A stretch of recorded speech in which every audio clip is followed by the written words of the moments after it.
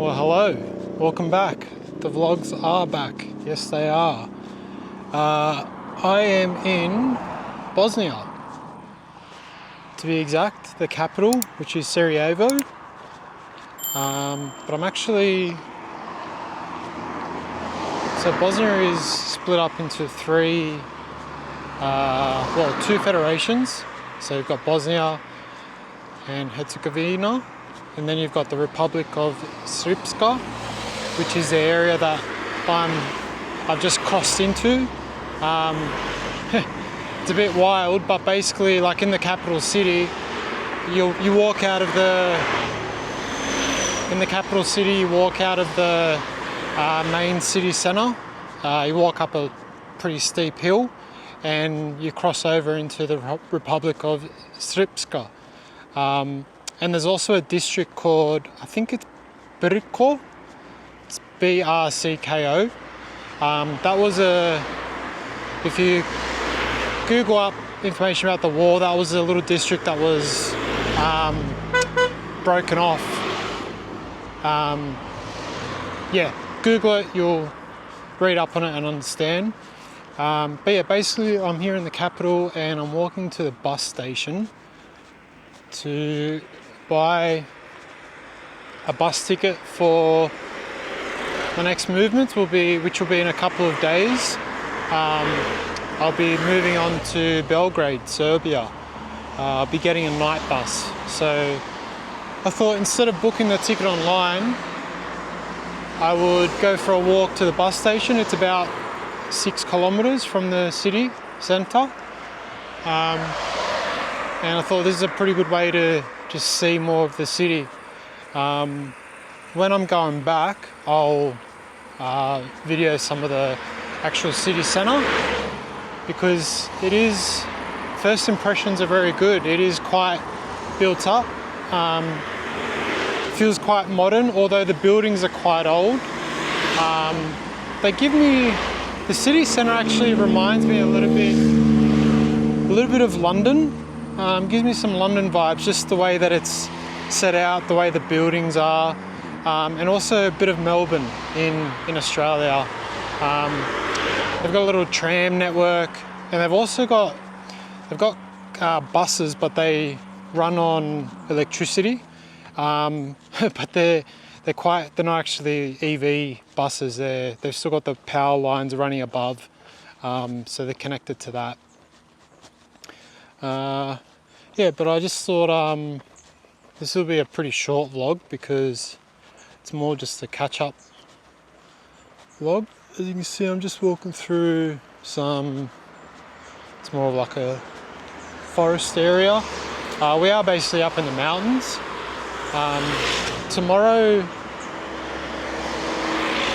I plan on probably do a couple of vlogs tomorrow, but one of them that I plan on doing is, so you may not know, but the Winter Olympics in 1984 were held here in Sarajevo. So I'm going to hike up to, there's an abandoned bobsled area. So basically where they did the bobsled events. You can still go up there. You can get a cable car up there, but I'm going to hike it up there. It's probably about a 2-hour hike to get up. From what I've read online, it's quite steep. I have read some people say it can be dangerous. There's not much around there in terms of property. It's just you're basically going through the forest. But yeah, it's apparently like very nice views of the city. And yeah, you can walk the entirety of the bobsled track. I think it was about 1.2 kilometers, and it obviously just winds in and out all around. Seen some photos, it looks like it's been abandoned. There's a lot of graffiti. There's parts of it that have been broken off. There is some reminders of the war as well, which we'll talk about tomorrow when we get up there and show you guys. But yeah, so for the moment, keep walking to this bus station, and check it out when we get there. So some kids in a little makeshift pool over there. Yeah, so what's been happening in the last couple of weeks? I think it's been about a month since my last vlog, which was in Tirana, Albania. Would have been that little market that I visited. Actually did start a couple of other vlogs while I was there in the following days, but I just didn't finish them. It was a little bit hard to record there as well. People were quite uptight as soon as you got a camera out. They would just stare at you. I did go into one of the cafes and I said to them, "Oh, do you mind if I record in here?" I thought of, just to get some shots of the actual cafe. He very bluntly said to me, as long as you don't show other people on camera, then yes, you can. So yeah, that's the sort of attitude that they had in Albania around cameras. But yeah, so after my last vlog, met up with my two friends from Australia. We went up to a beach or a coastal town called Shenzhen, and we went to a music festival there called Unam Festival. If anyone's ever in Albania, I highly recommend going to the festival if you're there at the start of June. Still fairly small in size, but it was very well run, very well organised. They really seem to have put a lot of thought and effort into things like production, sound quality, just little things like the food offerings, the location, cost, for a ticket was pretty good for 5 days, 5 nights. I think it was somewhere around the $200 mark Australian. So yeah, it's definitely a festival to check out if you're interested in that kind of thing. Unfortunately, I didn't make all 5 nights or days. I got a little sick after the first couple of days and nights, but the time that I did spend there was good, was enjoyable. And then from there, we went up to a town called Skoda, which was about an hour in the taxi. We spent a night there just to get a few supplies, and then we went up to went up into the actual mountains into a town called Theth, or it might be Teth, T-H-E, it might be T-E-T-H, I think it was spelt. And we began a trek called Peaks of the Balkans, and over the total of 9 days we hiked almost 170 kilometers. Basically you're climbing a mountain every day and then coming back down. I'd say it's probably one of the toughest things I've ever done physically. I was quite relieved that my body held up. No injuries, no problems with feet. Some blisters started to form, but they never really eventuated. The other 2 guys that I was with, they did have some injuries, or they had some complaints with knees, calves, ankles. So that just made it more challenging. But we got it done. Certainly one of the most memorable things I've done. And it's one of those things that now you start looking at, well, what do you do next that's going to be harder than that or more challenging. So yeah, that was a great experience. Met some cool people along the way, which always makes it that much better as well. So after that, went back to Skoda, spent a couple of days there, and then spent just under a week moving my way through a little convenience store here. You tend to have these little stop recording. Yeah, you tend to have those little gambling clubs all throughout the Balkans. They're either called Premier or Auto Club. Yeah, so I was saying, working my way up through Montenegro. I went to the capital, which is Podgorica. Not much happening in that city. It's one of the smaller capitals in Europe. Yeah, it's not much to say about that place. A lot of greenery around here. Obviously we are up in the mountains, even though it is a capital city, which is pretty unique.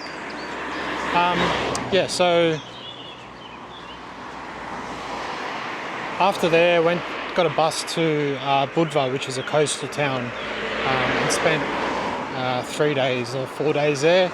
Spent time at the beach, just relaxing. To be honest, I was still feeling the effects of the hike. I was still quite tired and a few little aches and pains. So yeah, just spent time chilling out at the beach and listening to music and watched a couple of movies, and that was it. And then from there, caught a bus to Mostar, which is a little town in Bosnia. So it was about a 6-hour bus ride from Budva. Mostar was an interesting place. Plenty of photos on my Instagram, so check those out if you're interested.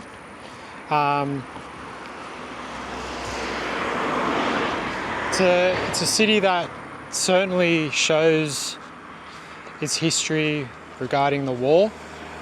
A lot of the buildings still have, you can still see all the bullet holes that they were sprayed with. Some of the buildings are still in ruins.